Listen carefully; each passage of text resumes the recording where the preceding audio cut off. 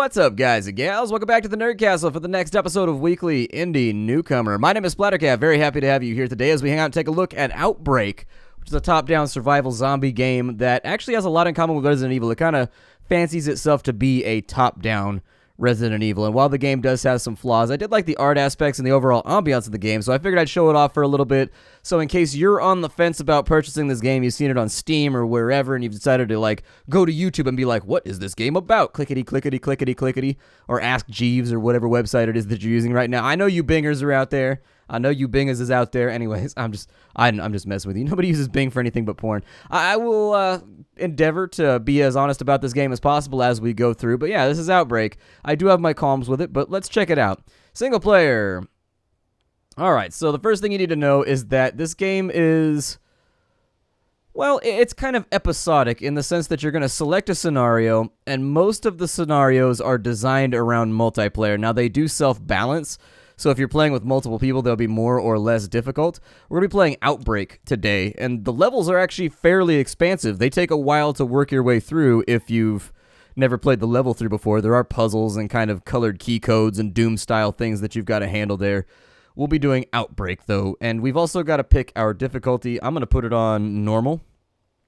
Challenges are reasonable, supplies are numerous, you will survive, but you won't get the whole story. Oh yeah, that's the other part, is that depending on the difficulty that you play the game on, when you play the game on higher difficulties, there will be more books, and there will be more little PDFs and things laying around on tables and stuff like that. You'll also learn more about the backstories of the characters if you play it on a higher difficulty, but since this isn't a full playthrough, this is just a first impressions video to help you decide if this game is what you're into or not. Not really a big issue. Player options. You get to select your character. So you can go with Mason, who's a police officer and military veteran. He has a lot of damage resistance, and he starts with a gun. We also have Alendra, who's a computer scientist and engineer. She bypasses simple locks without a key, and there are a lot of those locks around. There's Ethan, who's a college student working on a bioscience degree. He's basically the medic version. He starts with healing items, and he heals a lot more from items that would otherwise only heal a certain amount on other characters. And then we've got, I don't know how to say his name. I'm just going to say Keys. That seems about right. I don't know. A paralegal is working on her law degree. Keys can carry additional items in her backpack, which is actually pretty dope, but she can't combine healing items. That's right. This game has the healing mechanic from Resident Evil where you can mix herbs and stuff like that. In this situation, I'm kind of interested in checking out Alendra, honestly. I've played a lot of Mason, and so not really interested in playing much more Mason. Along the way, as you play in multiplayer, the game will give you single-use consumables that you can add to your playthroughs, so you can make the game easier or harder on yourself. So, for example, right now we've got a little baby Makarov right here. We've got a Mac or a PVK or some kind of I don't know, it looks like some kind of Bursa Thunder-looking PPK variant or something that I've unlocked. As you play the game, these will just drop for you in your Steam inventory, and you can trade them to your friend. You can use them yourself on your playthroughs. Kind of an interesting little mechanic, and one of those things that I think will probably be underutilized due to the community just being really, really small for a game like this. But still, it's kind of interesting. Let's start the game out. All right, so we're in the Ars Memorial Hospital. We're in the central lobby at 10:37 p.m. We got to explore the hospital and figure out a way to escape. Now, the first thing that's going to jump out at people when they play this game is that it uses the Resident Evil control system. You know how in Resident Evil, forward always made you go forward, and right and left got swapped if you were facing the camera versus facing away from the camera? Exact same thing in this game. And that's actually a feature that I think is going to run a lot of people off. It's going to make them just be like, I don't know if I really want to play this game, because it's inconvenient, and in a lot of ways, I guess it's going to feel a little bit outdated. Now, I know I feel like I'm dogpiling on the game. Oh, shit, we've got some kind of weird little puppy dog thing about to attack me. Wield my knife here by holding down the... Oh, yeah, don't play this game with a keyboard and mouse. Fair warning, keyboard and mouse controls in this game are absolutely abysmal. They involve your left hand being on WASD and your right hand being on the arrow keys, while simultaneously I had to rebind a bunch of the controls just to make the game feel functional. You can re-keybind a lot of stuff, but you can't re-keybind everything. Some things are not re-keybindable. And so anyways, some of the stuff that you would think would be logical, like shift being your sprint and stuff like that, are not. I wonder if my knife's going to break, or does my knife last a long time? Because some of the melee weapons break after you use them a whole bunch. And there's no way to check that status or anything. The zombies in this game do infinitely respawn. They just spawn over and over and over again until you beat. There are also some zombies that are standing around. You are not safe reading this man. You find yourself trapped in the initial stages of a viral outbreak outside of a few survivors. Population has been infected with a virus that is transforming them into undead monsters. You will band together with remaining survivors to evacuate. The zombies will not stop coming for you. The game does not pause when you are in menus. Keep moving. Monsters Horde does not end. Reach the evac zones is pretty much the objective right there. That's another thing. The game has no pause. And while if we were in multiplayer mode, I think I would be okay with that as a compromise. Because we're in single player right now, I think that's one of those things that just needs to be fixed. We're in single player. I should not have to worry about not being able to pause the game because somebody knocks on my front door. On that right-hand side, we've got a green medicine and a blue medicine. The green medicine we combine with the red medicine, and that'll make it such that we've got a really, really strong medicine to heal ourselves. Red, I think, doesn't do anything on its own, just like in Resident Evil, but green will heal you a little bit unless you combine it with red. We got a zombie, so let's run away from the zombie. Actually, no, we're going to flip around. You can press down. If you press down and you press the, I guess, X button. I'm playing on I couldn't remember if I was playing on a PS4 or Xbox controller. I'm on an Xbox controller right now. If you press down and the X button, it'll automatically flip your character around like that. I do think that the turning speed of characters leaves a little bit to be desired. In the case of a character who's like a hardcore military veteran or like a cop or whatever, it makes no sense to me that his target acquisition would not be really, really fast when it comes to combat and stuff like that. In addition, ranged weapons don't seem to be super good in this game. I think she can bypass this door right here. Yeah, there it is. So what's inside of here? Loot! It's a loot cache. Not enough inventory to pick up magnum rounds. Not enough room for my magnum rounds, because we like it big out here. That is a first aid spray, which is a really, really useful item. Actually, there's a bunch of first aid spray in here. So what I will consider doing, because we have no zombies around us, we have a ton of bullets. I'm going to equip this gun right here. We're going to drop that. We are also going to drop that, because first aid spray is basically the equivalent of having access to a combined herb with red and green, if I remember correctly. There we go. So we drop that enemy. Let's get the first aid spray because we are going to need it. Oh, he might get us. Yeah, he got us. Shit. The grab thing is just like a minor inconvenience. We will find a better gun a little bit later on. She does take... Oh, there's actually shotgun shells in there. Don't think I'm going to need those for right now.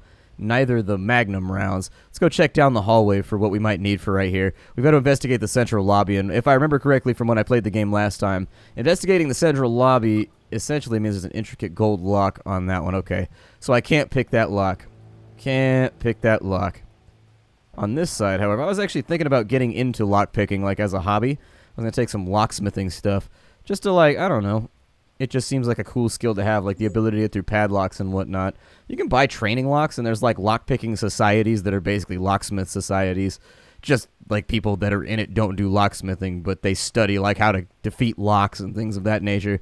Kind of a cool little study, and it's one of those things where it's kind of risky to get into, because if like where I live, if you have lockpicks on you and the police figure it out, like if you get stopped in a traffic stop, reload my gun here for a second, and you've got lockpicks in the trunk, you're definitely getting a burglar's tools charge. Like, that's a charge here. You actually get in trouble for that. If you have locksmithing tools on you and you're not a locksmith, they can get you on a misdemeanor, which is possession of tools which are used in the pursuit of burglary or something like that. And so it'd make me slightly worried, but still, it seems like a cool skill set and I want to learn it. So I may just be like, forget the police. I'm going to do it all anyways, because those police laws are super lame. Ways, lame, it's close, like the vowel rhymes, but the consonants don't go along with it. So I figure it'll probably be like, yeah, but I think let's get back to talking about the game here. I think that the thing with this game is that it's inconvenient to play. The controls will run a lot of people off, because as of right now, I think most people, if this game used like a traditional control scheme for your character, where, for example, WASD, W made you go forward, A made you go sideways while holding your facing, and then the mouse changed the way that you faced, it would make the game more fast-paced, and it would lose that Resident Evil vibe. I agree there, but at the same time, the controls feel a little bit antiquated, and I think it's going to run a lot of people off unless they are explicitly like Resident Evil fans. We have 50 bullets. Well, I'm going to drop these then for now, because we'll be back in this area a little bit later anyways. What's up with this gun? 9mm, that's a kunai. What do we have right now? We have a kunai 90. Now, that pistol that's laying on the table will come with a full clip or a full magazine. So if we end up getting ourselves out of bullets somehow, if by some miracle we manage to go through 65 rounds, which I don't think we will, that's a pretty generous allotment of bullets. We'll have that extra pistol laying right there, and we should be able to see. Some of the enemies are assigned. They don't spawn on you. They're actually just like chilling in certain areas, and they may or may not notice that you've arrived based on what happens. We've got the key card right there, so our objective is updated. It wants us to go, oh shit, keep shooting. I was about to reload right there too, and once you start the reload animation, you're pretty much hosed. But yeah, this is kind of one of those games where I really, really, really like certain aspects of it. Like, I like the art design, I like the ambiance, I like the way that it functions, I like the game speed. But the problem is that the game speed is intrinsically linked to the control scheme, which I don't like, which makes it a fair bit more interesting. Like, it's one of those games that I could tell that if it gets really, really hectic and I end up running around, you know, if I end up running around fighting with multiple enemies, trying to control my character in a game where the controls are more hostile to you than a lot of the enemies, I could see myself getting mildly frustrated with it.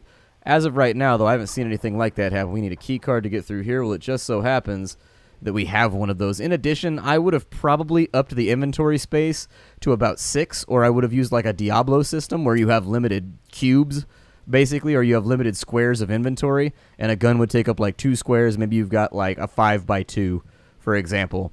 So a shotgun would take up like, you know, a 4x1. Nah, we got bit. Unfortunate. Not something that I'm excited about. We're now in warning levels of health. My cat is actively trying to sabotage my efforts to properly preview this game for you, and I apologize for that, but sometimes he's a violent cuddler. Like, he'll just work his way onto your lap and he'll, like, push your arms out of the way, and he just flat out doesn't give a damn. Like, if you say no, he'll, like, grunt at you, and he'll just keep doing it. Because he does what he wants, whereas my other cat actually listens. Like, I can be like, no, don't do that, and he's like, I don't give a shit, but I'm not going to do it because you seem a little hostile right now. And hugs and cuddles taken in force, they're not the same thing as legitimately earned hugs and cuddles. There's a lot of people in the world right now that I think kind of fundamentally misrepresent. What does this say? The corpse has been torn apart by the monsters. It appears to have been a brutal death. I haven't been doing it the entire time, but you can look at stuff in this game. Like, you can run around and you can look at bookcases and you can look at desks and things of that nature, which will give you insight into the way the world works. So, for example, up here, I think, yeah, an advertisement for the hospital about their oncology research. Apparently, they're one of the top in the country. You see what I mean? There's lots of little lore things off to the side. Stuff like that I very much like. A lot of games, oh, he got me at close range. He got me at close range. I might be hosed because the camera zoomed in. Camera zoomed in just to mess with me. We're still on warning, though. I'm not going to waste a first aid spray until our health is really, really, really low.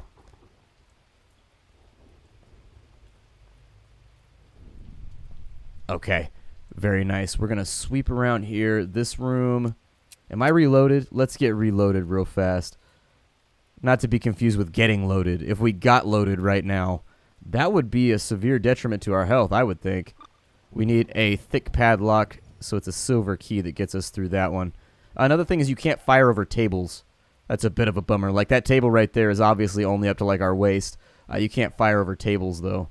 So we've got spouse's note. We've been at the hospital for a week since Annette was admitted with a high fever. Sorry, the game doesn't pause when you're looking at, like, books and stuff like that, too. Once again, I actually think that's a design mistake. And I'm bringing this up because if all these things were changed around slightly, I could deal with the control system if it weren't for a lot of the other little quirks that I think stack on top of the game and make it a bit of a chore to play. However, that being said, I would love to read the book right now. It's just that I'm terrified that a zombie is going to... Yeah, exactly, just like that. So what I'm going to do... I'm actually going to run in this direction because I got a speed advantage. And then we're going to press backwards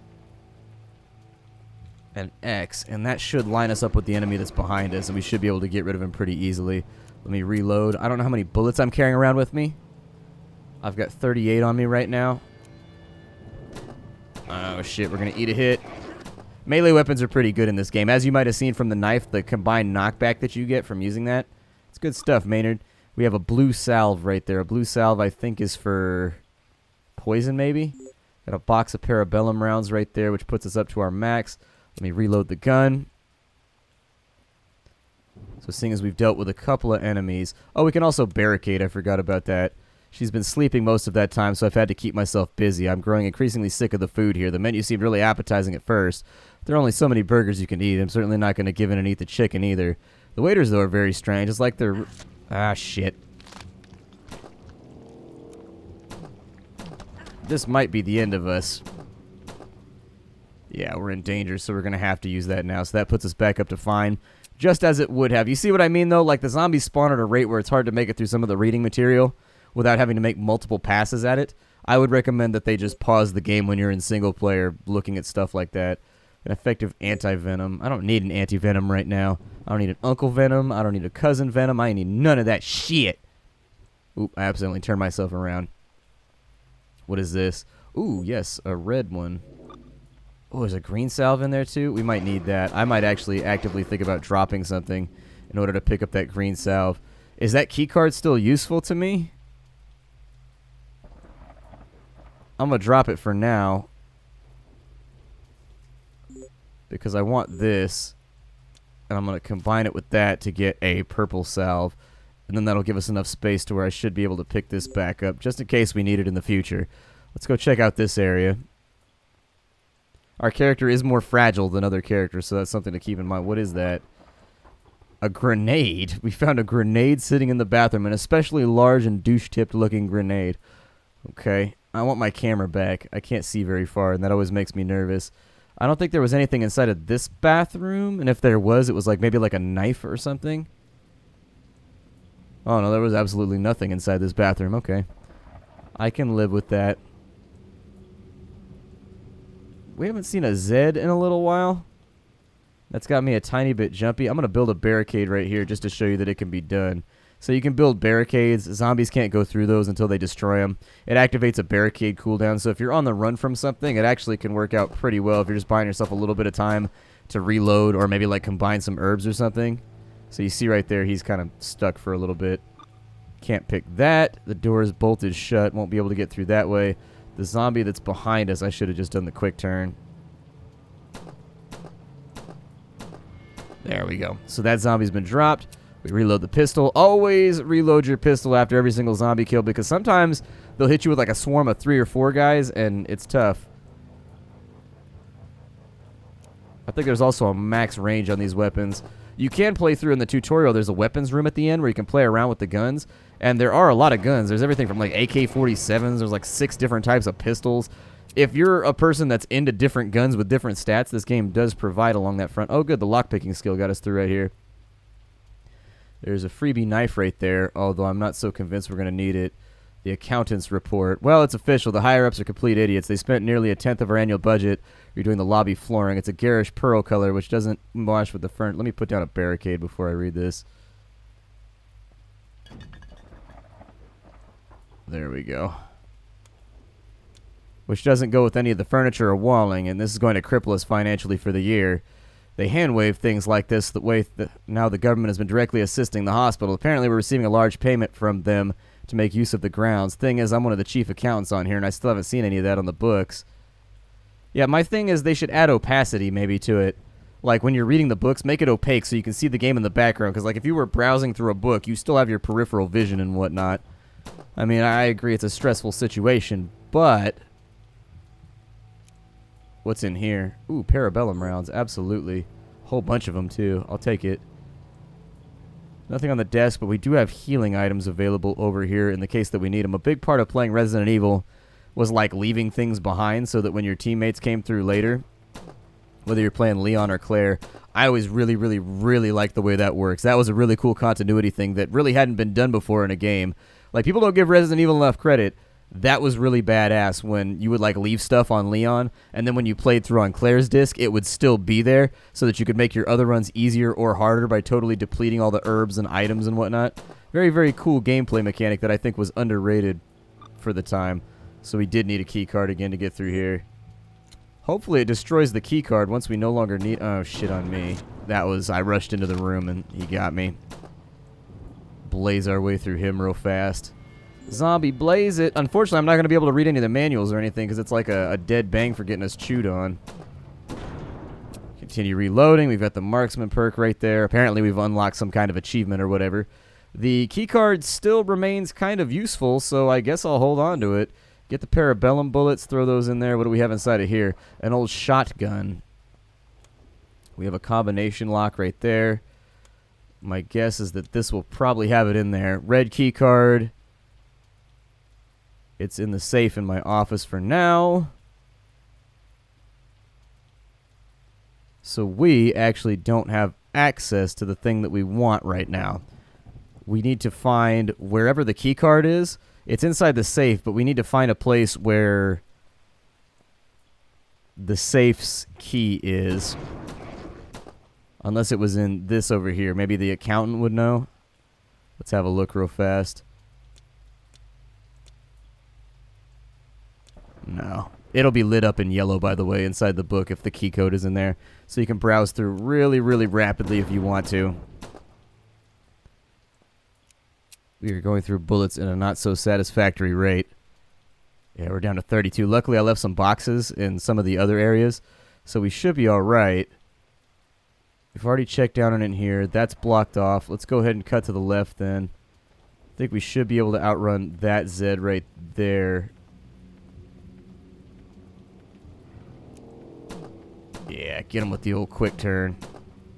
That was a great trick in Resident Evil 2. It worked out really, really well back then. Still, I do think the game has some flaws. I think the game has some trouble with regards to kind of being modern, I guess. And that might have been what they were going against. Let's see. Plain, blue, red, orange to remove the lockdown. Silver key in the supervisor's office to that lock. So, yeah, we have no access as of right now. Got a Zeddy right there. Let me flip a bitch. Fire a couple rounds into his dome. In the case that we run out of parabellum rounds, we do have shotgun rounds sitting on the table right there, and there was shotgun rounds in another location. I just pick up the boomstick and use that. That right there said that it felt like it was bolted. So the solution to our problem has to be down in this area somewhere because we've checked everything else. I don't think there's any other way around. That was the accountant's notebook. Let me just do one more sweep to be sure. Make sure that absolutely nothing got left behind. The cabinets do sparkle if they've got something inside of them, so you don't have to go through and check them all 100% directly. I also wish the game maybe had auto run, like you can walk and you can run, but there's no limit on the amount that you can run. Like you can just run as much as you want. So, Officer's note. Key cards aren't going to be dispatched. Access granted through there. You locked up the red key card. I'll just use the safe in my office for now. Unfortunately, that's a combination lock, and we ain't got the combination. Wonder where the combination's at. Suppose I could check the boxes over here, but that doesn't, like, really... It's a dead end. Yeah, I figured, but, you know, you gotta check, just in case. That doesn't leave us a lot of areas to explore. That room actually didn't help us out that much. I figured once we got in there, we would have the solution to our problems, but... I guess not. I don't know. I think this was one of the only remaining paths that we hadn't checked, too, so that leaves me in kind of a weird spot. Ooh, there's a zombie right there while I was looking at my map. Flip around, feed him a couple of rounds, bang, bang, bang. The guns do have different firing rates and stuff like that. I had one yesterday when I was playing where it was like bap, bap, bap, bap, bap, bap, bap, bap, bap, bap. It was a really, really fast. Someone has written 27591 in the blood. 27591. So that's going to be our code right there. Let's flip around. That was my fault for not using the map, which the game does have a map, which kind of tells you where some of the objectives are. I had forgotten about it. They'd brought it up in the tutorial, but I guess being the lame-brained entertainer that I am, unfortunately, I forgot. If you like this game, it's called Outbreak. You can get the game down below in the description. The multiplayer, I think, is what's going to be most attractive to a lot of people. Just be aware that this is a game that does have a considerable quantity of warts. I've tried to bring them all up right now. There are little things that are really, really annoying about this game, and it's up to you to decide.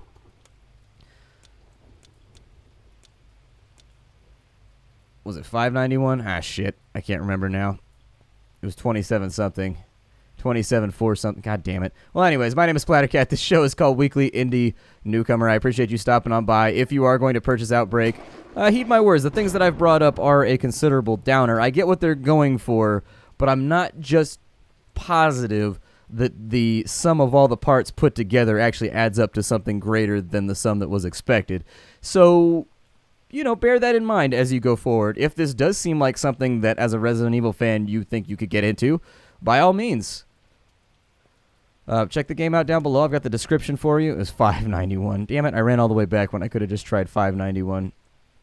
I will see you all next time on Weekly Indie Newcomer. I do hope that you've enjoyed this little exposition. I do try to cover as many indie games as possible as I go through. I look forward to seeing you next time. Let me know down below if you'd like to see another episode of this so we can try and work our way through further puzzles in this first map. I will try to cut another one if everybody seems to like it. I do, and I will see you all there. Bye, everybody.